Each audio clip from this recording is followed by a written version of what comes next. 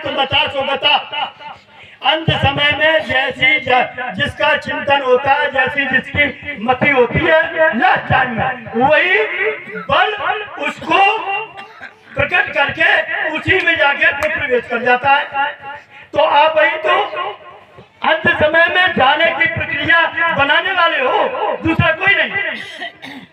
आपने जो बनाया, और जो बनाया कहा तो जो पहले आपने पूर्व समय में जो भी आपने जहाँ जहाँ बाजार बना के इकट्ठा किया है, जिसके प्रति आपका आकर्षण है, जिसके प्रति प्रीत है, वही आप बनाओगे।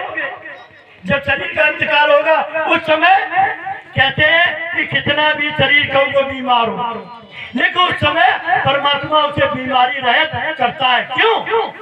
उस समय तुम्हारी पक्की परीक्षा है। कौन सी? कि तुमने अपने उस समय क्या रखा, जो रखा है वो ऐसे ही आपकी गति हो जाएगी, चाहे दुर्गति कर लो चाहे सदगति कर लो। अगर शरीर में रहते हुए हम सदगति कर रहे हैं और हमें पता है कि इस समय हमारी सत्य में गति है, तो समझ लेना कि अंत समय में भी तुम सदगति होगी तुम्हारी, कोई रोक नहीं सकता है। ये अपनी पहचान है, आपको अपनी पहचान अपनी करनी के अनुसार करनी है। किसी के और जो करनी करते जा रहे हो वो हमारे जो पूर्वजों ने लेख डाले हैं उनसे मिलान भी होता जाए, तभी तो ठीक है ना।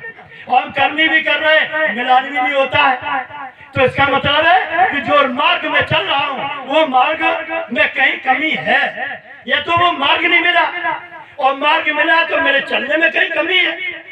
तो वो संतों के चरणों में जाके आप उनकी सेवा करके उनसे अपनी बात, अपने परम हित की बात जरूर पूछें, क्योंकि यही आत्मा का आपका परम हित है कि हमें अपने जो हम बंधन में है, काहे के संकल्प के बंधन में, विचारों के बंधन में, अनेक भावनाओं और प्रीति के बंधन में, इनसे हम अपने आप को हटा लें, हट जाए, इस बंधन से मुक्त हो और कुछ काल के लिए हो।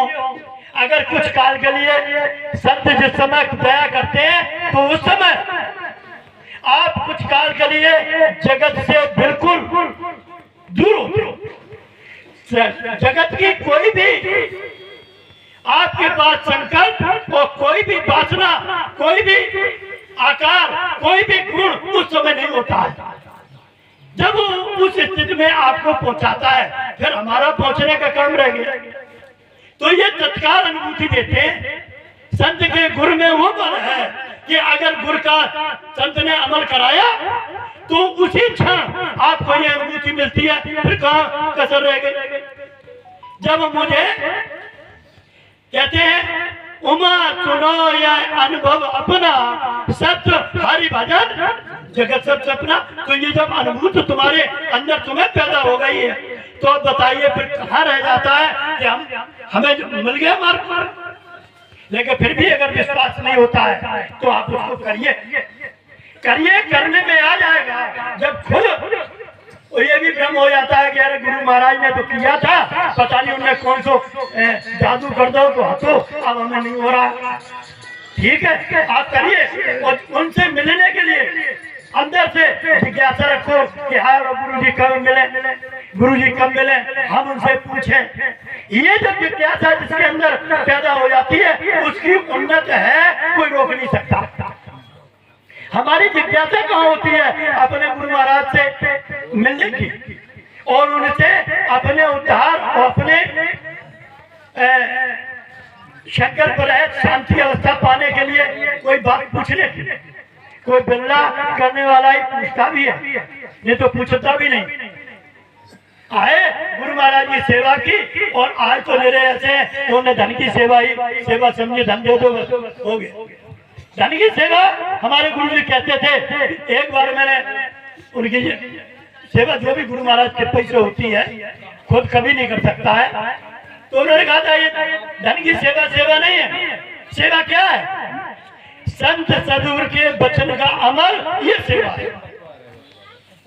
हमें वचन का पालन करना है, और वचन क्या है कि आपको जो अंतर्मुक्ता का रास्ता दिया है उस अंतर्मुक्ता के मार्ग पे चलना, भजन करना, ये उनका आदेश है। ये निर्देश है, ये उनका वचन है। तो विचार ये करना है कि वास्तव में इस वचन का हमें ये देखो, अमूल्य शरीर है, अमूल्य समय है, और इसमें आप बैठे हो, उसकी तुम अमूल्यता से